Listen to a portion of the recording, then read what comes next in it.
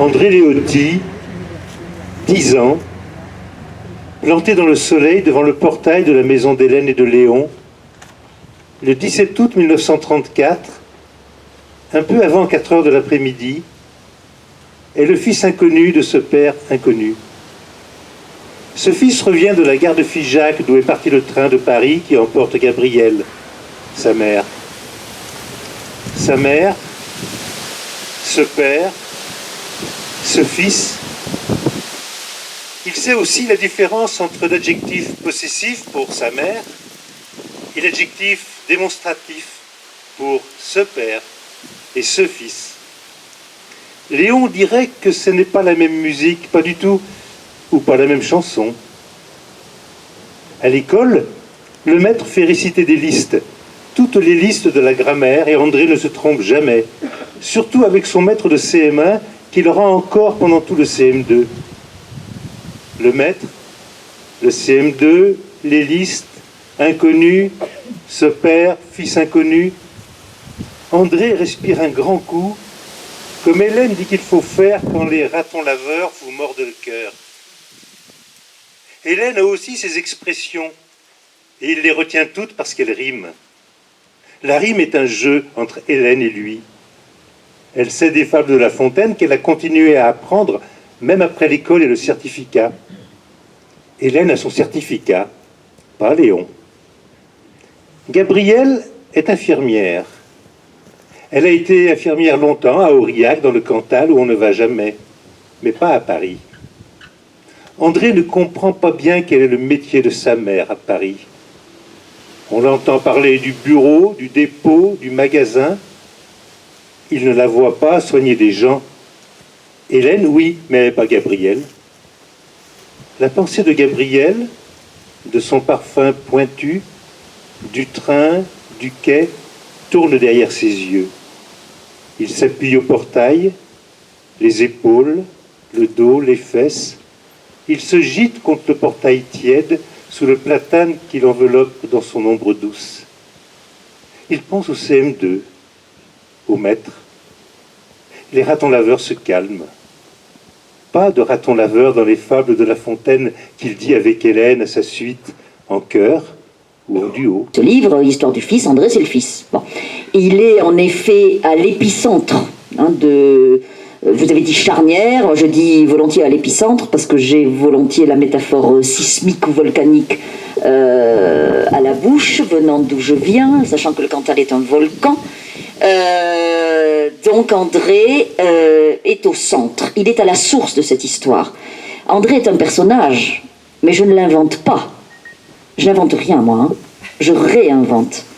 Je puise, je l'ai dit tout à fait au début, dans l'inépuisable réel. Donc André, avant d'être un personnage, c'est une personne. Je le rencontre pendant l'été 2012. Il ne s'appelle pas André, il a un autre prénom que je vais changer évidemment. Il n'a pas le même âge non plus. Je change tout. Je modifie tout, mais je pars du réel. Et dans le réel, il arrive à cet homme, il est arrivé dans la vie de cet homme, qui est devenu André dans mon roman, il est arrivé ce que vous venez de résumer là. Hein. C'est-à-dire, né de père inconnu, une mère biologique qui ne l'élève pas mais qui choisit de le garder, en d'autres termes de ne pas le faire passer, comme on disait, de ne pas courir les faiseuses d'anges, puisqu'on est dans les années 20. On est dans les années 20, donc c'est beaucoup plus transgressif qu'aujourd'hui. Ce qui se passe là, vous voyez. Hein. Et cette femme qui se retrouve enceinte, elle a largement plus de 30 ans, elle a même plus de 35 ans. Donc c'est pas du tout un âge dans ces années-là pour une femme pour avoir un enfant. Eh bien, elle le garde cet enfant et elle choisit d'emblée de le confier à sa sœur. Donc les deux mères, la mère biologique et la mère de cœur sont sœurs. Hélène et Gabrielle. Et en effet, les deux pôles sont bien là, comme dans tous mes livres. Hein. On fait les livres qu'on peut. Les deux pôles, c'est-à-dire Paris, hein, et puis ce que j'appelle, moi, pardonnez-moi parce que certains d'entre vous vont protester certainement, mais du beau nom de province, les provinces, voilà. Hein. Donc, c'est pas tout à fait le Cantal, même si le Cantal est présent. Le cœur doux, c'est le Lot, vous avez entendu là, le platane, il n'y a pas de platane dans le Cantal. Hein. Le platane, c'est à Figeac. Hein. Donc, André sera élevé à Figeac par sa tante Hélène, qui est la sœur de Gabrielle, mais Hélène et Gabrielle, c'est la carpe et le lapin. C'est deux sœurs profondément différentes et cependant profondément nouées l'une à l'autre. Au point que l'une, donc, choisit de confier à l'autre cet enfant. Et l'autre accueille cet enfant, l'élève avec son mari, Léon. Voilà. Et, il n'en est pas question dans cet extrait, mais c'est très important, Hélène et Léon ont 3 filles. Donc, voilà.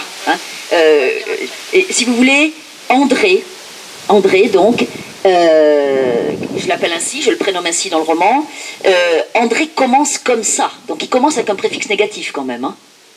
André, quand il a 10 ans, réalise que si son père est inconnu, la question qu'il peut se poser lui, c'est de se demander s'il fut connu à son père.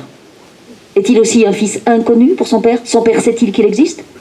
A-t-il quelque part un père qui sait que lui, André, existe? Voyez? Et l'extrait qui vient de vous être lu, là, magnifiquement d'ailleurs, ce qui n'est pas commode, je suis bien placé pour le savoir, l'extrait qui vient de vous être lu se passe à ce moment-là, c'est crucial. C'est-à-dire qu'il avance dans la conscience de son être et il tourne autour du préfixe négatif. Il commence au bord de ce précipice, en quoi consiste un préfixe négatif dans une vie, et on va voir André s'inventer une vie. S'inventer une vie qui n'est pas une vie de victime, qui n'est pas une vie d'écrasé, qui n'est pas une vie par défaut, qui sera une vie pleine, large et généreuse, en dépit de ça, du vertige de ce préfixe négatif qui verrouille le début de son existence. Voilà. Et ça, je ne l'invente absolument pas. Je n'ai eu qu'à me baisser pour ramasser dans la vie de cet homme que j'ai rencontré à 2 reprises, qui est aujourd'hui très âgé et auquel j'ai envoyé mon livre, mais qui ne peut hélas plus le lire. Mais je n'ai eu qu'à me baisser pour ramasser dans la vie de cet homme les éléments qui jalonnent la trajectoire de mon personnage. Voilà.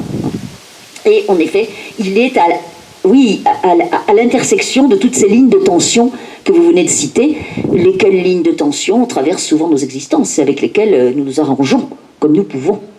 Voilà, si c'était que à partir du moment où je me mêle de faire de cette personne un personnage, eh bien encore une fois, rebondissons sur la scénographie de tout à l'heure, à moi de trouver la forme du récit qui va vous permettre, qui va se tenir comme ça, qui va se tenir, et créer une dynamique, un souffle, et permettre de rendre compte de cette vie, voilà, qui est une vie inventée par-delà et en dépit des vertiges initiaux, des vertiges de l'enfance. Voilà. Et ce passage est un de ceux où on voit comment cet enfant de 10 ans se tient face au vertige. Alors il faut que je vous confie quand même, au sujet de ce passage, un problème que certains d'entre vous ont peut-être entendu. J'ai commis un truc monstrueux. D'ailleurs, je ne trouve pas d'autre mot que le mot truc, vous voyez, pour le dire. Et c'est quand même fou, je m'en suis rendu compte une fois que le livre était publié. Là, vous voyez, l'enfant, là, il est né en 1924.